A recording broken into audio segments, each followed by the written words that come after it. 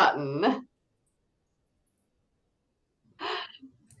So I was thinking about what shouldn't you do if you want to age well. And what I'm going to do today is I'm going to share my top 5 things that I have personally done, I have personally experienced, and I know how it has left me feeling. So my question for you today is, how will you age? You know, in a healthy and positive way? Or will it be completely opposite to that? Will it be unhealthy and will it be negative? So growing older happens no matter what age we are, and feeling older can start to happen when we're in our 40s. There'll be a little niggle here and a little niggle there. And then you start to notice these subtle shifts in the way you feel, in the way you move.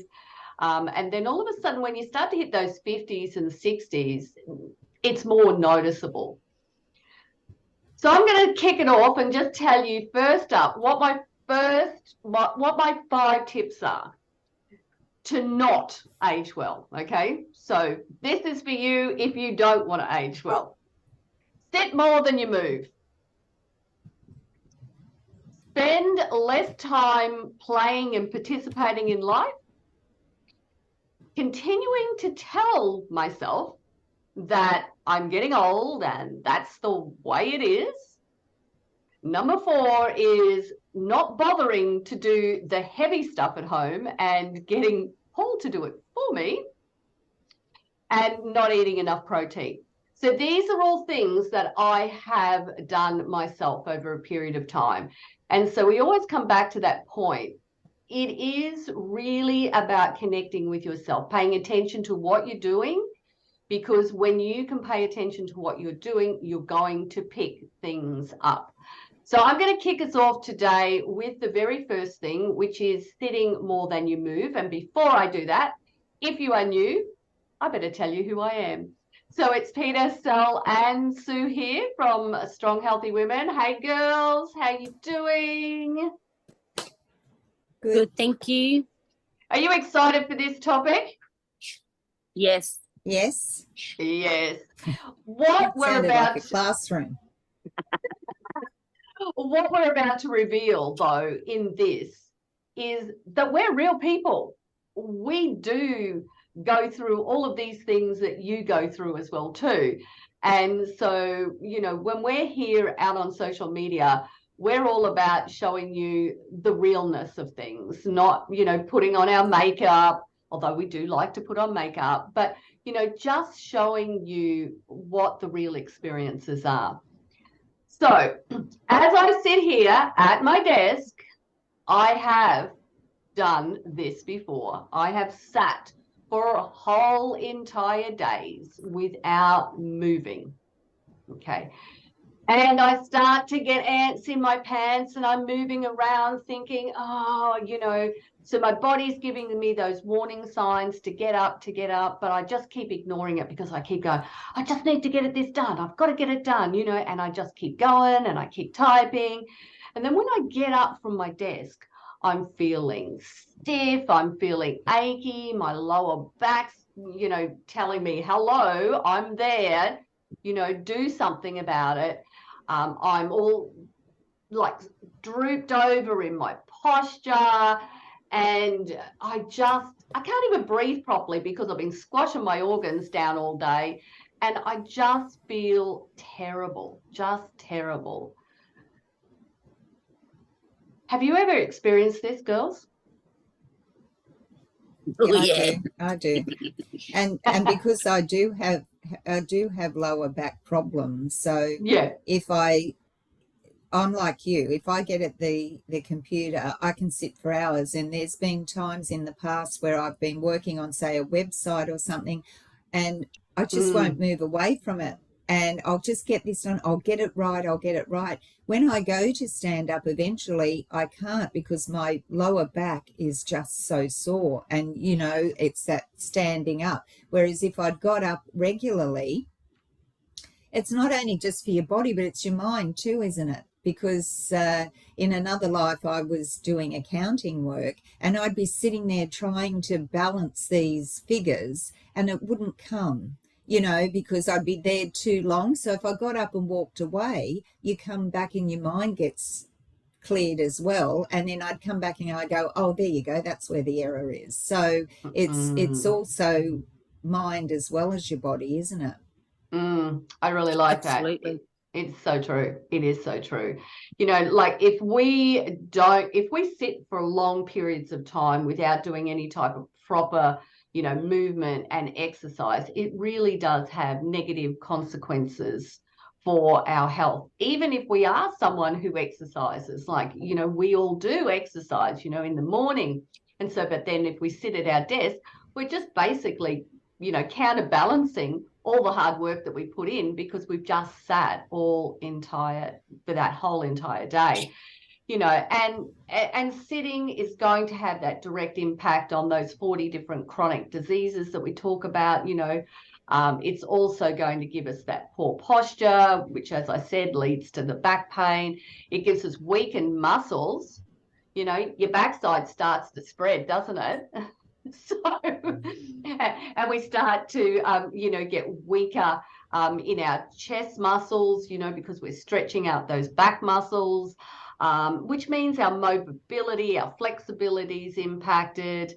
And I actually read a study, 13 different studies, actually analysed sitting for 8 hours, so greater than 8 hours with no movement, has a direct correlation to obesity and smoking. So it's as bad as those things.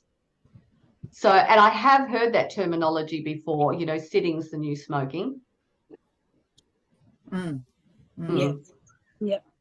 And it's not just sitting in front of the computer. Like for me, you know, Sundays is my day off, if you want to call it that. It's my lazy day. I could sit in front of the TV and binge a whole series on Netflix, you know, beautiful. And it's a matter of after this next episode, I'll get up and do something. Oh no, because the ending was great. I need to watch this next episode. And I noticed for myself, the other thing that's not happening is I'm not drinking as much water because my water's not beside me. I'm not moving, so I'm not getting thirsty. And body-wise, because I sit a certain way, like I sit with my legs, you know, around.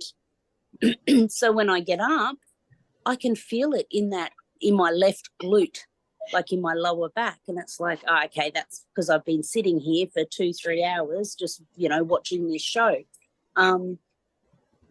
But in my head, it's, well, this is my rest day. I have to say, thank goodness for weak pelvic floor muscles as you're aging. Because at least if you're trying to sit all day and watch TV or sit at your desk all day, all of a sudden you're going to get up and need to go to the bathroom. So it's a little bit more frequent. So there's some incidental movements that's happening as a direct result of becoming weaker in that area. Now, I'm not saying that you should get weaker in that area. So do your pelvic floor exercises, girls. But, you know what I'm talking about, right? We all have to go to the bathroom. That smidge more than what we did when we were younger, that's for sure. All right. I'm going to move on to point number 2, which was, you know, telling myself, point number 2 is not playing and participating in life. So, you know, and what I mean by that, and I see this with my mum, right? So what she's doing is she gets out of bed, she has a breakfast, you know, if she's got washing, she'll throw a bit of washing on. But that's basically it. She then sits down, she opens a book and she reads a book, or, you know, she'll do crossword puzzles. So, you know, she's as sharp as a whip. But as far as moving, it's just really, really limited. Her friends will say to her, come on, Robin, let's go out and have a coffee. And she goes, oh, no, I don't drink coffee. So she's taking it as if she has to go and drink coffee. Yeah, that's exactly right. And it's like, Mum, why don't you go out with them? And she goes, oh, no, you know, oh, I don't want to do that. And so she stopped participating in life. But I've got to say, you know, when 2020 hit and we all had to go through those lockdown periods, you know, I just personally got so used to being alone and being at home. And I am a bit of a homebody. I wasn't really interested in connecting or getting out there and doing anything more once those bans were lifted for us. I just continued that same process, you know, because I still had those personal connections because we're online with our fitness training. So I still had connections happening, but it wasn't really getting out there and embracing, you know, the embrace, you know, hugging people or getting involved. And so what that did for me is it had this negative impact. You know, I started to withdraw more and more. And I started to realize what I was doing. And I went, I've got to start, you know, putting myself out there because, you know, at the very underlying part of aging well, we do need to keep those social connections. And so it was going to impact my mental health, you know, so much so that if I didn't do something, you know, I could have gone down that track of, you know, falling into depression or anxiety or the likes. And so it was really important that I started to get more involved. When I talk about playing, what I mean by that is that I started to, when I was at parties, as an example, and the kids were there, the grandkids were there, I would just sit with my mum and I would talk to her. Now, in the past, when she could get up and do more, what I would do is I would be out there playing with the grandkids. And so I had stopped that playing. And that playing is so good because kids know the foundations of movement. And so the more we can get involved with the young people in our lives, the younger we're going to stay. So young Edward was here yesterday, and so we were doing a little bit of fencing. And so he said, I'm coming in with you. And I said, oh, mate, we've got a horse in here. It's only a baby. And he's going, no, no. And I said, okay, if I have to throw you quickly over the fence, just be aware that that's what I'm going to do. And so he came over, and when we finished and we got over the fence, he said, I just need to do a little bit of climbing. And so he's going along the side of the fence, you know, crossing over feet over one another. And I went, oh, I need to do a little bit of climbing too. And, you know, I started to do it with him. And so I could really feel the difference in the movement I was doing.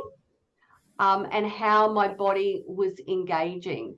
So I would say to you, if you have young people that you're around, then start doing what they're doing. You mightn't be able to do it perfectly, but when you do it, you're going to encourage your body to do more, to understand what it's like to move correctly. We had a day talking about play. We had a day yesterday, Peter, where I was saying to the girls before that we went over to the kids' Nan's house. She's got a pool. And so it was a matter of one of my nieces messaged, hey, we're going to Nan's for a swim. Do you want to come? And I'm very, very close with my sister-in-law. Our kids, she has twin girls and a boy. And look, they're all adults. All our kids are adults now. But we were all there, Lisa and I and our 6 kids were all there. And the kids were playing the game. Look, my son's 24 this year. And when he gets in that pool, it's like he's 9 years old again. Absolutely. You know, there's running and bomb dives and everything. And so one of the games they were playing they were throwing the ball across the pool. They had to run, jump, and try and catch it before falling in the pool. And look, I thought, yeah, I'm going to give this a go. 6 times I would run up to the edge of that pool and stop. And it was just this fear that came in, and I don't know whether it wasn't the fear of falling in the pool. I don't know what it was. And then the 7th time, and, you know, these kids are just going, come on, mum, you can do this, you can do this. And I'll just run dove in the air and tried to catch this ball. Didn't catch it, fell to the bottom of the pool. But it was so much fun. And the other thing I noticed was how much love it filled me with. Oh, joy, absolute joy. Absolute joy and love, because we were just the 8 of us, and well, the 9 of us, little Landy couldn't do too much. But the 8 of us just mucking around in this pool, and the kids were having a ball, and Lisa and I were having a ball with our adult kids. It was wonderful, and it was like they were 9 again, that those little kids, and that's how they were, that's how everyone was playing, and it was just wonderful. Absolutely. Sue, you want to talk about playing and participating in life? Well, yeah, I've got 2 grandsons, so they always think that I can do exactly what they can do. And, so I think that we can tell ourselves that we can't do things, but when you're with children, they don't see you as an age. They don't accept that you can't do it. They say, come on, let's do this. So lately I've rediscovered the pool because it's been so hot, and normally I don't go in, but they've been coming over. So we've been, playing around in the pool, or we go bushwalking. We do lots of things together, and it does bring you joy, but it's also not just with children. Some of us don't have grandchildren, but we've just recently moved to a new area, and I've got a lot of online connections. I've got a lot of connections in Brisbane, but my husband doesn't have quite so many, and he's finding it difficult to readjust now back into Brisbane, even though he lived here all his life practically. And so I've been looking up different community groups that you can join. Great. And there's so many that you can go to that will have little offshoots. So you might go to a community group, and then there might be little subgroups with different interests, but they organise outings, or they organise different sports or music or whatever, but it's that connection with other people. And I think sometimes people don't know where to start. So if you look at those community groups, that's all organised for you. You just have to turn up. And I know that it can be confronting sometimes if you're a bit shy and you don't, know people. But I think that, that's so important to aging well, to just stay connected with other people and different people to your family and normal set of friends, because then that expands your horizons, and, you develop new friendships and relationships. Yeah. The other thing that I was going to add into that as well is that hanging out with people who are younger than you, they don't have to be the little people, but just simply, 10 to 20 years younger than what you are, they have a different outlook to what you do. And so they will keep that outlook a little bit younger for you, which leads me to, point number 3, thinking in my head, I'm getting old, this is just the way it is, and telling myself those stories. And again, that has a massive impact on, our mental health. And so it's really, really important that attitude, that we try and swap it around, so that we embrace like the wisdom that we have with getting older. And rather than saying, I am getting older and this is just the way it is, tell yourself, I have years of experience behind me, that I have a wealth of knowledge that I can share with other people.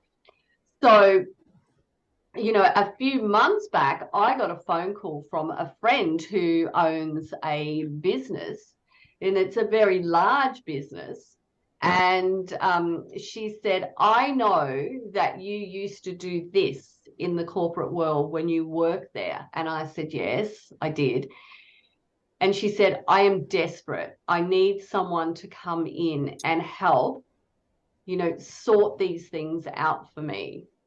Are you able to do this for me?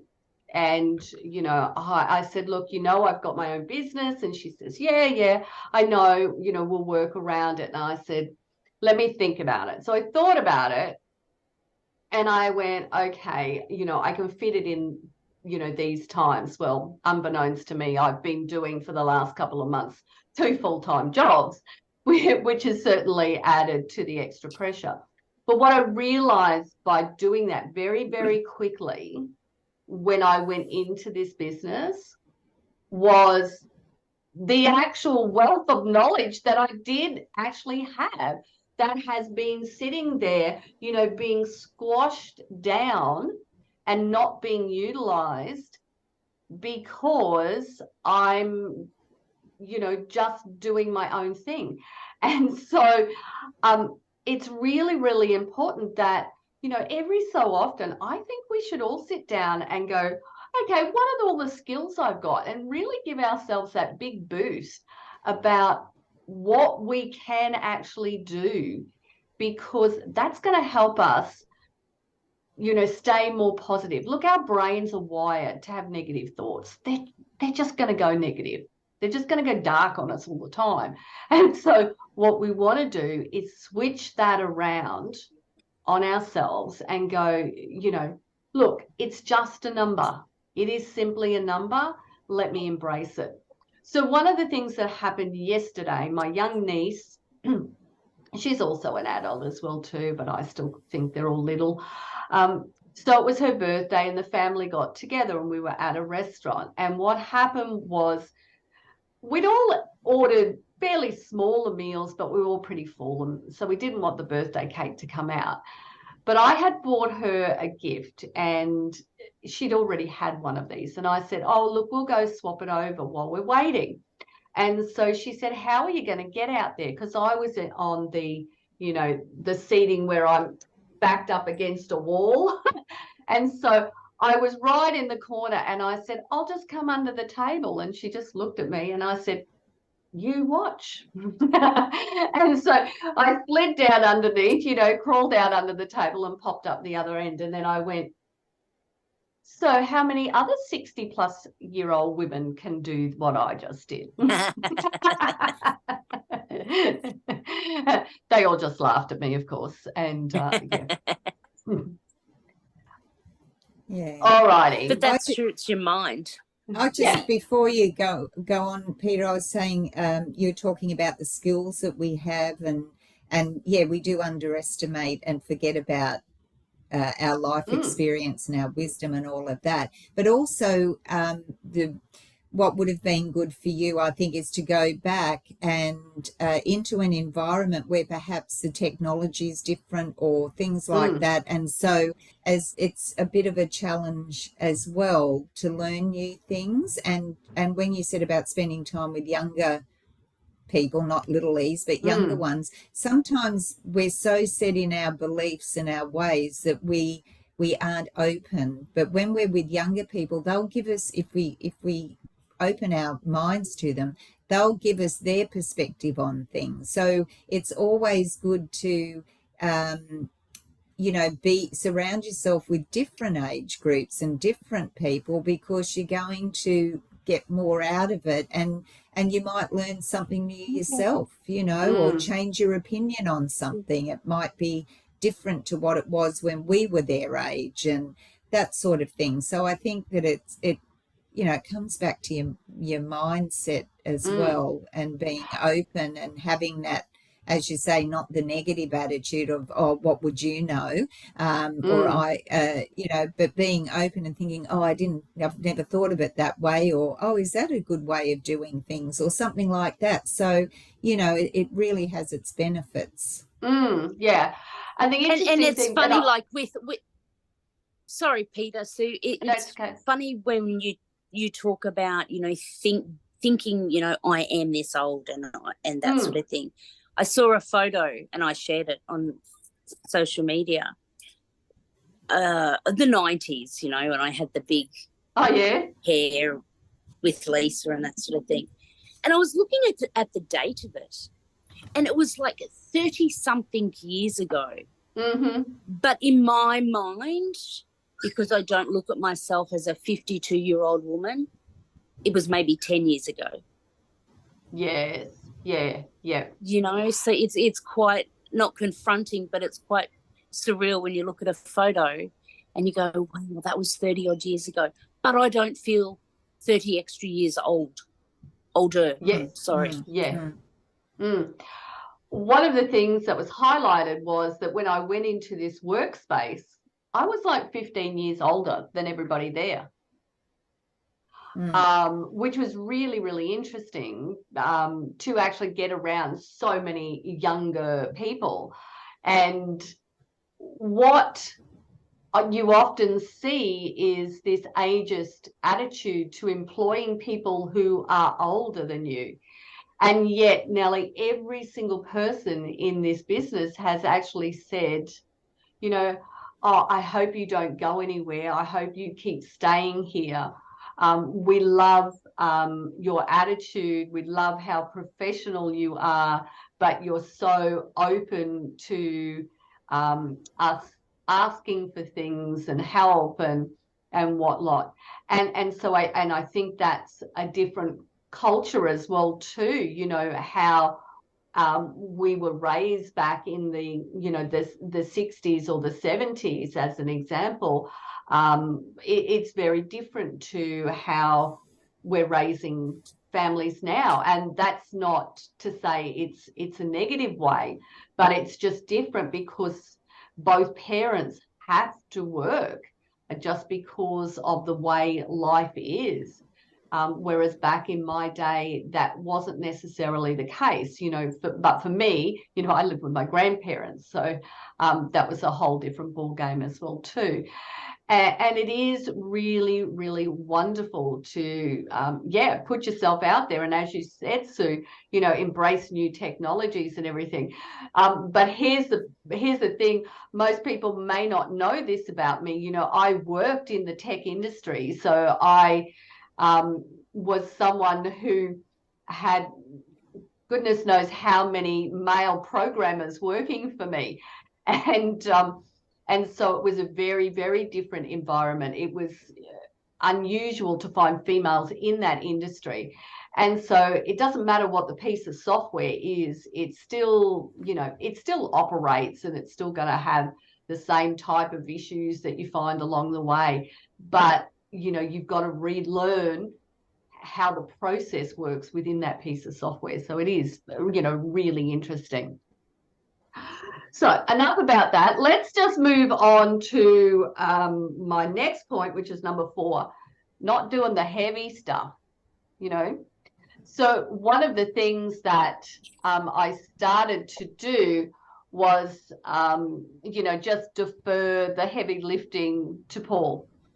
So rather than me going down and helping move all the horse feed when it got delivered, you know, I just let him do it. And then what happened was I was doing some type of exercise and I went, oh, I'm noticing I'm a little bit weaker. And I started to delve into the fact that I had stopped doing that heavy stuff around the house. And it was so easy to get into the routine of not lifting. Have you ever experienced that? Absolutely. Groceries. Hey, kids, come and help me with the groceries.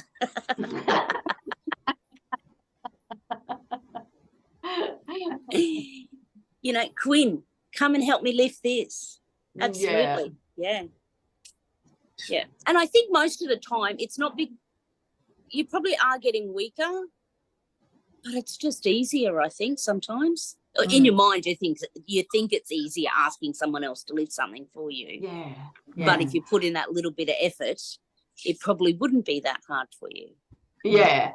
And you know what happens is, like, your muscles, you know, your muscles do become weaker. You know, you're losing strength and you're losing endurance, but you're also losing that physical ability, the mobility and the flexibility in for not just the daily tasks, but you're losing it for those loved and joyful activities that we were talking about before. We can't do them anymore because we haven't spent any time lifting.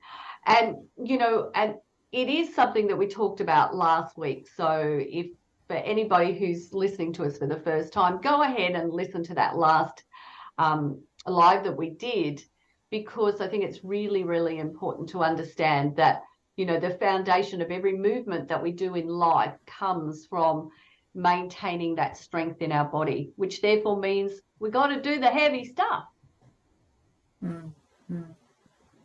But even just with, well, as I said, we recently moved and we sold our previous house fully furnished, so we had to buy new furniture. And long story short, we've got a bed. It's a king size bed, and they mucked up the delivery, so they sent us this super duper, beautiful bed.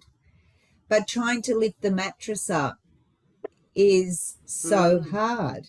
And I was thinking, I said to Mike, how are we going to do that in 5 years' time? So, it's even those little things where you want to remain independent. So the last time I changed the bed, I just did it myself, and I thought, I don't care how long it's going to take me, but I'm going to get into that.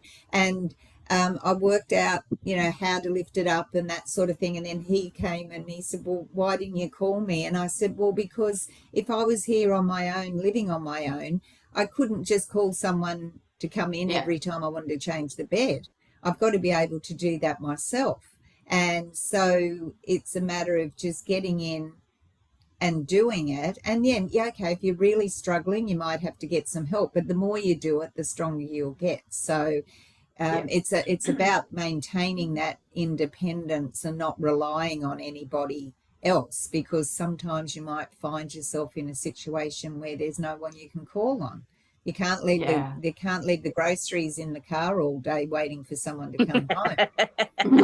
No, they'll be no good by then. I'll ring Quinn and Quinn and Zali after they're married. Come and get my groceries out. Yeah, but also you talking about bed changing and that, you wash the sheets, they're heavy to get out of the washing machine. And then you've got to get them on the line. So,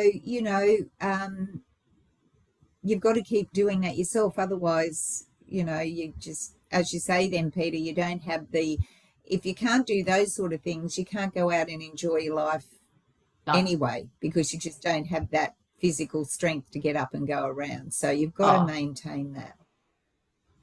Yeah. And for me too, like maintaining that strength for me has become a little bit more important too, because now I'm a grandma, so I have a grandson. So I'm starting to experience all the things you girls have been through.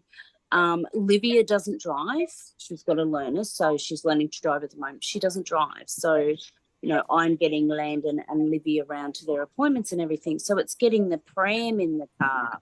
It's getting him out of the car in the car seat if she can't. It's, picking him up, he's just hit, and you'll go, oh, wow, 7 kilos, but babies can become heavy after holding him for a little while. But yeah, so, so that's, it is. And that's why, that's highlighted the importance of keeping my strength up. Oh, look, there's so many reasons to stay strong in life, and we do as females tend to gravitate to, the walking or the running or cycling or the likes. And they're great things to do to move your body. But it's so important that we maintain that strength in our body on a regular basis. So doing those strength training exercises that help us move. So it's not just about doing anything random. It's about those specific exercises to do that will keep you strong, that are important.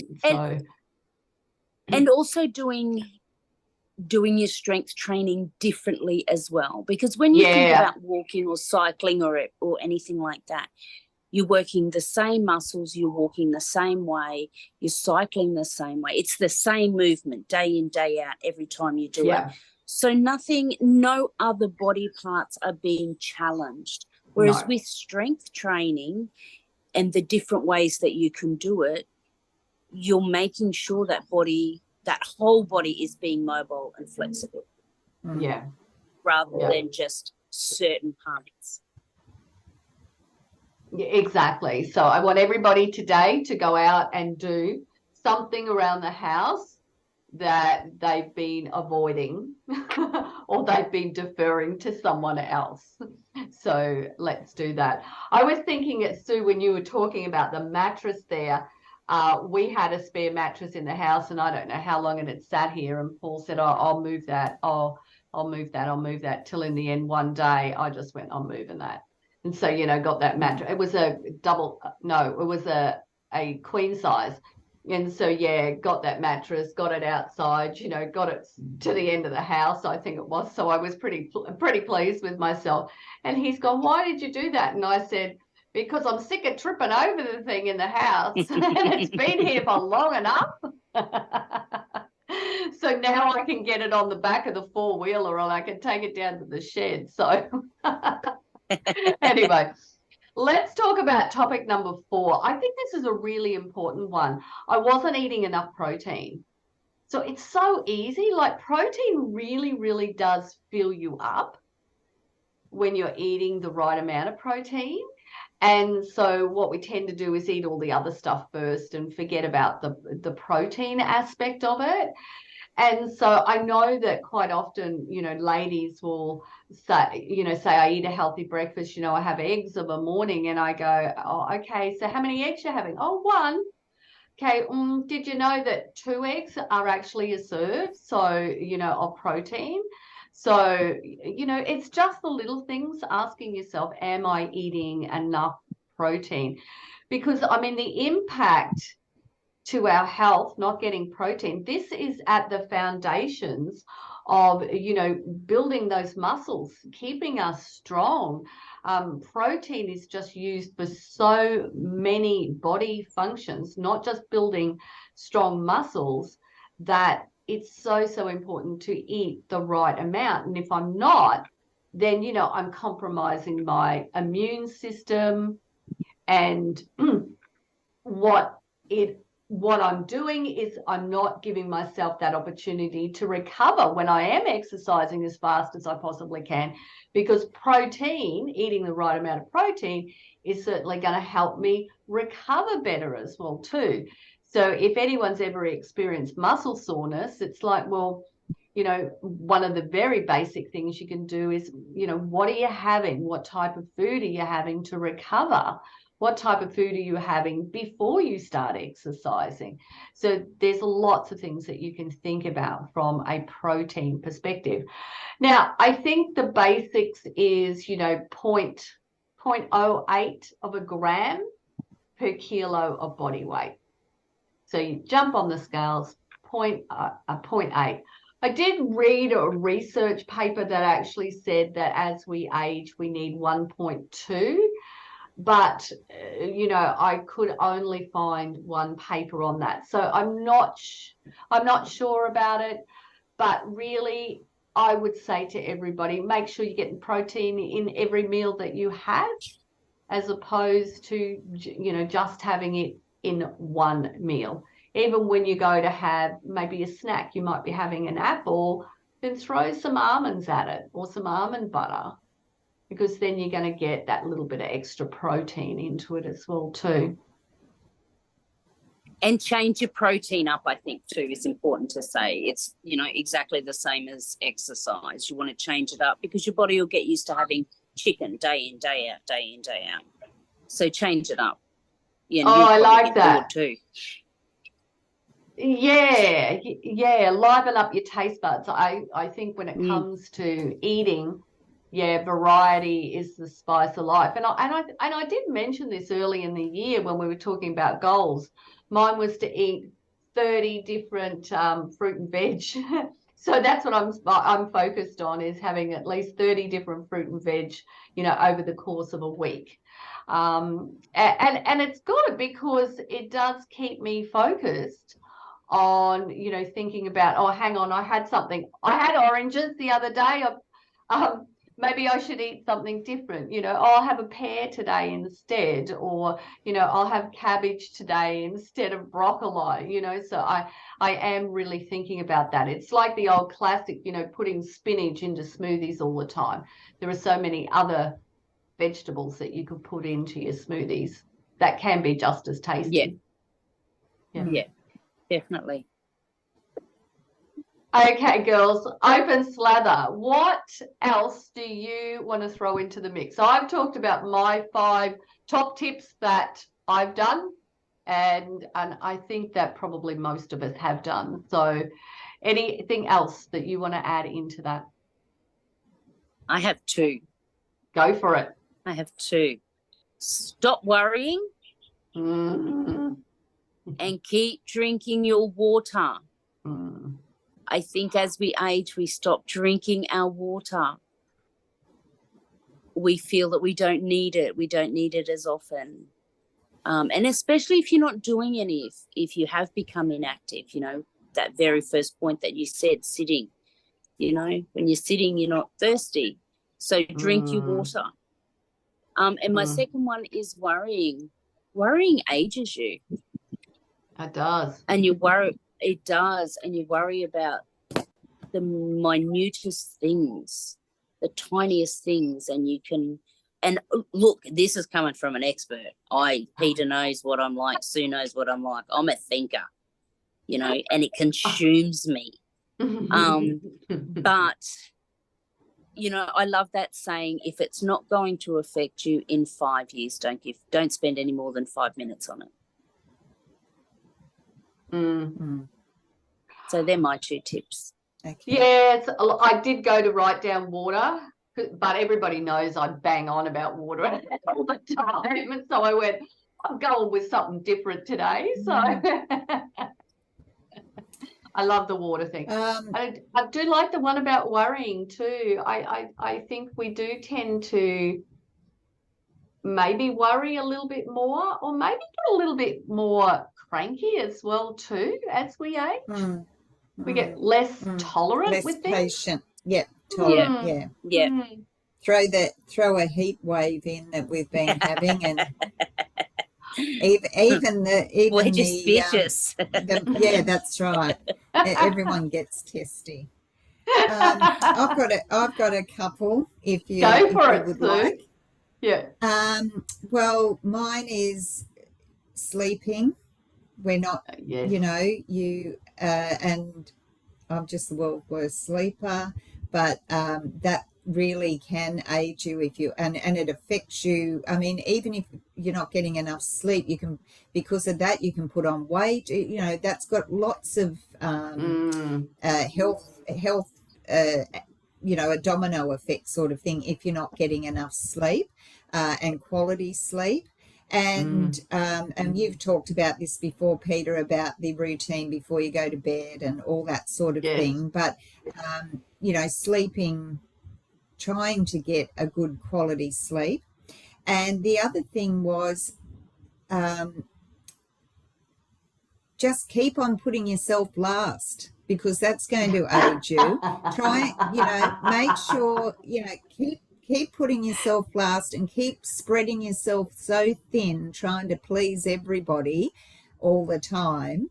And you'll age, as fast as anything.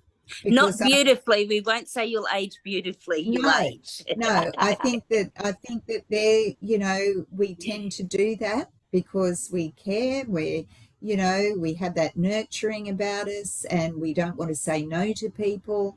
And so you spread yourself so thin that you exhaust yourself and there's no time for you. So if you want to age, just keep putting yourself last. Keep saying, yes, I'll do this, I'll do that, and have yourself all booked up. So they're my couple of points. I love it. So we've ended up with 9 tips today, everyone. So they Oh, are. you've got to think of one more. I'm OCD. I need that 10. Need that 10. Okay, I got it. Stress. Just stop Okay. telling. Okay, if you don't want to age well, just keep telling yourself, I can't do it. Just keep putting those boundaries in place where you say, oh, I couldn't possibly do that. Okay, That's a we're at. surefire way of getting older. So the girls have had an extra 5 tips to my 5 tips. So we have 10 in total. So they are. And Sue's calm now. And Sue's less stressed. So these top 10 tips for you. If you don't want to age well, this is what you should keep doing. Okay. Keep sitting and stop moving. Stop playing and participating in life. In other words, just, go in and lock yourself in the house and just don't go and do anything. Number 3, keep telling yourself, I'm old and that's the way it is. Number 4 is stop lifting the heavy stuff. No, don't do it. No, can't do it. Not doing it. Number 5 is stop eating your protein. Number 6 is just keep worrying about everything. Number 7 is drink. No, hang on a minute. Drink everything else other than water. Yeah, drink everything else other than water. Oh, stop drinking water. Yeah, your body will love you for it. No, it won't. Okay. Keep putting yourself last on your list. Let everybody else control your life and do everything for everybody else. Stop sleeping. Just keep staying up all night, watching telly, eating the bag of chippies. Just keep doing that. And the last and not least is the mindset. Now, Sue, what was it that you said about your mindset? Oh, just keep telling yourself you can't do it. I can't do it. So, yeah. Oh, I couldn't do that. Oh, I can't do that. Oh, I wouldn't be any good at that. Yeah. So keep going with the can't putting do those attitude. obstacles in your way. Yeah. Yeah. Can't do that. Yeah. Great topic today, ladies. So, of course, if you want to age well, then what you do is you flip all of these 10 things on their head and do the complete opposite of them. And as always, if you want to contact us, then all you need to do is just message Sue, Sal, or myself, and we will get back to you and help you, with whatever it is that you'd like to talk about as far as aging better and, just getting yourself into a position where you stay strong, you stay fit, and you stay healthy so you can do all those things that you want to do in life. Thanks for joining me, ladies. Thank you, girls. See you all soon. Bye, Thanks everyone. for joining us, everyone.